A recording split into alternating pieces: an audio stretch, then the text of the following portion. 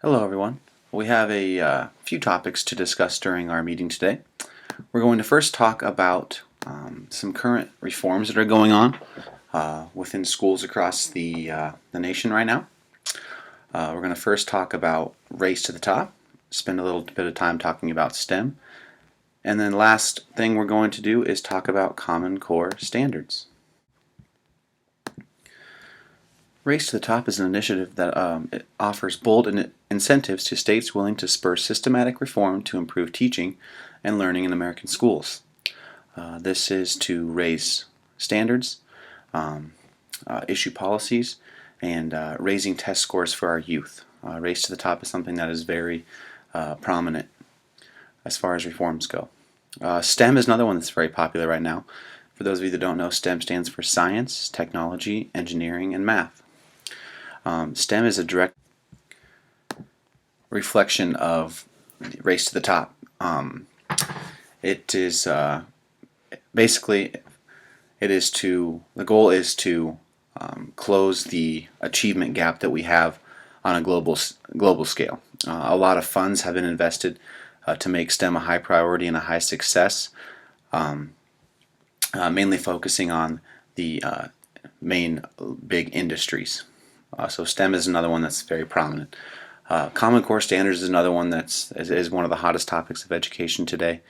We're going to get into Common Core standards a little bit later. The second thing we're going to talk about is national interest. And the question is, whom do you feel determines the national interest?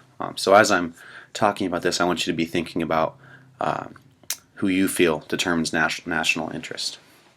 For me, I think that obviously the ideal situation would be us as voters to be able to decide and determine national interests. But the reality of it is the national media and politicians determine national interest on a large scale.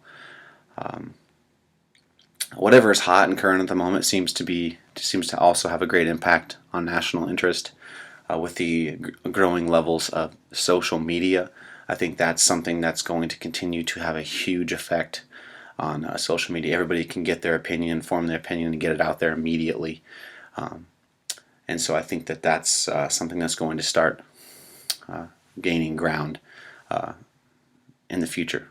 So the next one is, how is national interest influenced by the Common Core standards? Well, what I just said with the social media part of it, everybody has an opinion. I think when it comes to Common Core standards, either everybody's for it or everyone's against it. There's no really middle ground on Common Core standards. The thing that social media does is it generates arguments where people can stand their ground and form their opinion and give their ideas and defend their side. So I think that national interest is greatly affected by the Common Core standards. As far as next question is, how important is Common Core to the current presidential candidates? I think it's fairly important. Obviously, with it being a hot topic and a hot button with the education at the moment, I think the candidates have to be aware of that, and I think it's important for them to take a side, whatever they feel is important. I feel like Common Core is not a topic that you can really be on the fence. Even though there is pros and cons, I feel like it'll be more beneficial for them to take a side on what they feel is more important. Getting specifically into the Common Core standards now, we're going to talk about a little bit of pros and cons. The idea here is to form your own opinion, kind of decide where you stand. First of all, a little bit of a background on Common Core standards. Basically, it's a set of high quality academic standards, specifically in math and English. Learning goals are set and basically these goals outline what a student should be able to do at the end of each grade. These were basically to get students ready for their next step in life, whether it's college, a career right away, a tech school, whatever the case may be. That was the goal of Common Core standards, to get a base set of goals and outlines to for each student to be able to do, so they are ready for their next step in life. As far as who all has adopted this, this kind of gives you an idea. Already, 43 states have adopted the Common Core standards. We are one of them.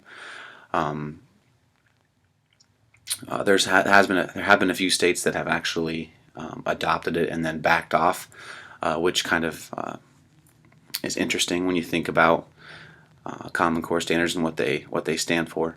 So let's get right into the pros and cons.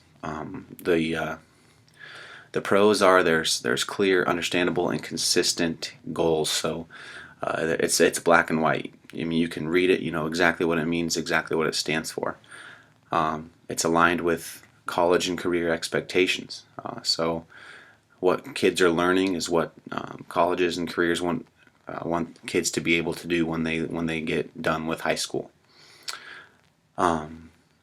It's highly based on critical thinking skills, higher and developing that higher order of thinking.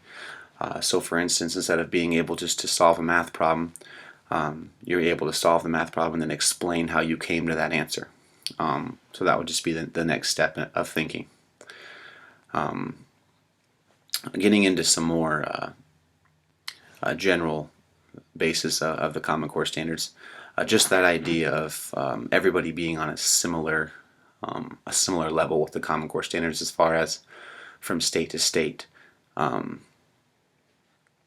it's fairly broad as far as what the actual standards say. So, I mean, they define knowledge and skills through K through 12 education.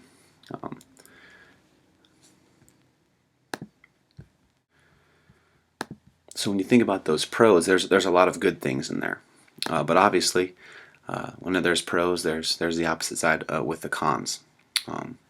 So first of all, with the cons, some people will say that it's a federal takeover, as far as the federal government getting involved with education.